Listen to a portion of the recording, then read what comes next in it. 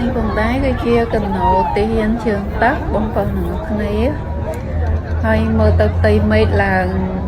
ងងឹតអាប់អួរតែម្ដងនិយាយទៅនៅពេលហ្នឹងគឺ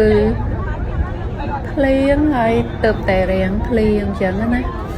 ហើយផ្ទៃមេឃអត់មានស្រឡះទេគឺងងឹតបែបហ្នឹងតែម្ដងតែថតអត់សូវឃើញច្បាស់ទេហើយនិយាយទៅថ្ងៃបុណ្យ National Day ហ្នឹងគឺរបស់សិង្ហបុរីហ្នឹងគឺអត់បានបង្ហាញពីសកម្មភាពអីច្រើនទេមានតែយន្តហោះចម្បាំងហោះម៉ានជុំអញ្ចឹងទៅហេលីកូបទ័របង្ហោះទុំជាតិសិង្ហបុរីអញ្ចឹងទៅហើយនេះគឺជាក្បួនកណូតទាហានជើងតាក់ចាហ្នឹងហើយគឺបង្ហាញមកជុំអញ្ចឹងទៅប៉ុន្តែប្រហែលជា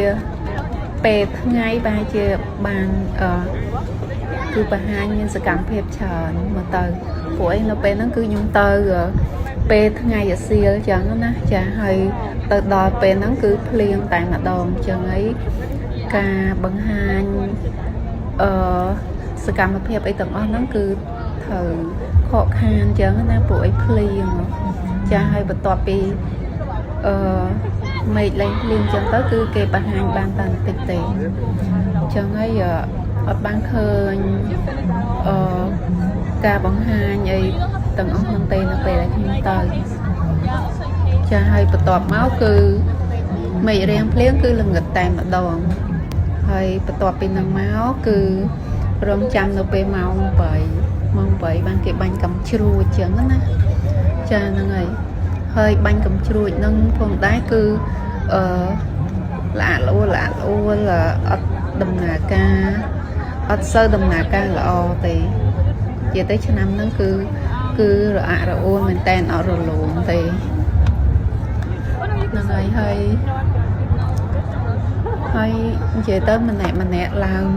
ទៅទឹកសើមអស់ពីសើមស្ងួត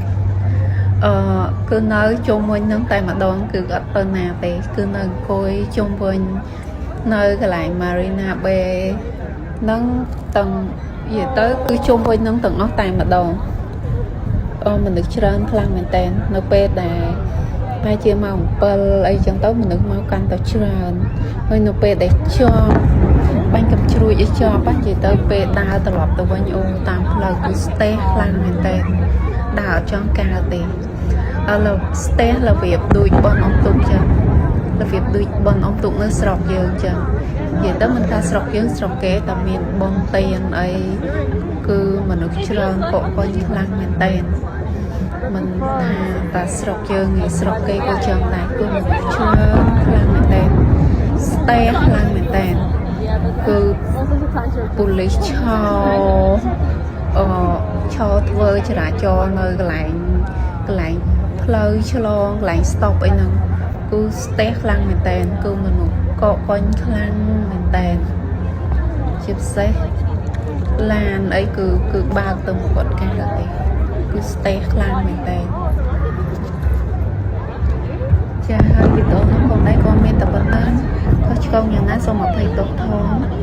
គឺអត់សូវចេះរៀបប្រហោងនិយាយទេគឺនិយាយយកតែម្ដងចាអរគុណច្រើន